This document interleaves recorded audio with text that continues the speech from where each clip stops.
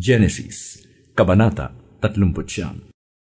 Dinala nga si Jose sa Ehipto at dooy ipinagbili siya ng mga Ismaelita kay Potifar, isang Ehipsyo na pinuno sa pamahalaan ng Faraon at kapitan ng mga tanod sa palasyo.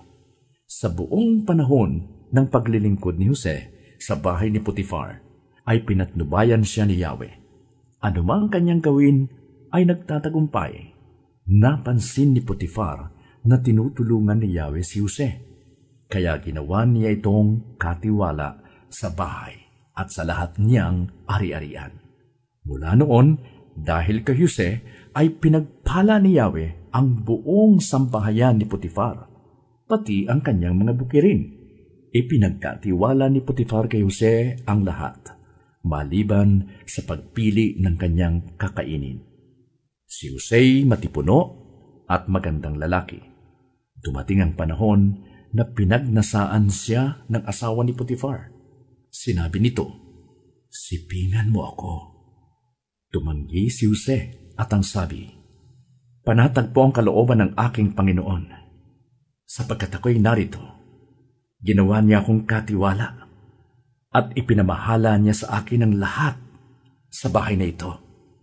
Maliban sa inyo na kanyang asawa, hindi ko po magagawa ang ganyan kalaking kataksilan at pagkakasala sa Diyos." Hindi pinapansin ni Jose ang babae kahit araw-araw itong nakikiusap na sumiping sa kanya. Ngunit isang araw, nasa bahay si Jose upang gampanan ang kanyang tungkulin. Nagkataong wala roon ang ibang mga utusan. Walang ano-ano'y hinablot ng babae ang kanyang balabal at sinabi, "Halika't sipingan mo na ako." Patakbo siyang lumabas, ngunit naiwan ang kanyang balabal sa babae. Sa pangyayaring ito, nagsisigaw ito at tinawag ang mga katulong na lalaki. "Tingnan ninyo! Dinalhan tayo ng asawa ko ng Hebreong ito para hamakin tayo. Sukat ba namang pasukin ako sa aking silid at gusto akong pagsamantalahan? Mabuti na lamang at ako'y nakasigaw. Pagsigaw ko'y kumaripas siya ng takbo at naiwan sa akin ang kanyang damit." Itinago niya ang balabal ni Jose hanggang sa dumating ang asawa. Sinabi niya rito, "Ang Hebreong dinala mo rito'y bigla na lamang pumasok sa aking silid at gusto akong pagsamantalahan.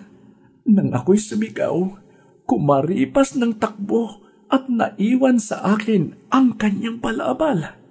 Nagalit si Potifar nang marinig ang sinabi ng asawa.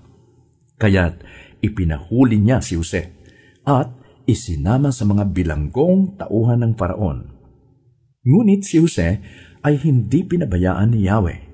Ang bantay ng bilangguan ay naging napakabait sa kanya.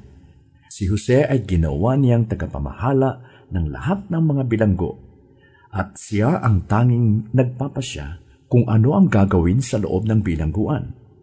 Hindi na halos nakikialam ang bantay ng bilangguan sa ginagawa ni Jose sapagkat si Yahweh ay kasama nito at pinagtatagumpay siya sa lahat niyang gawain.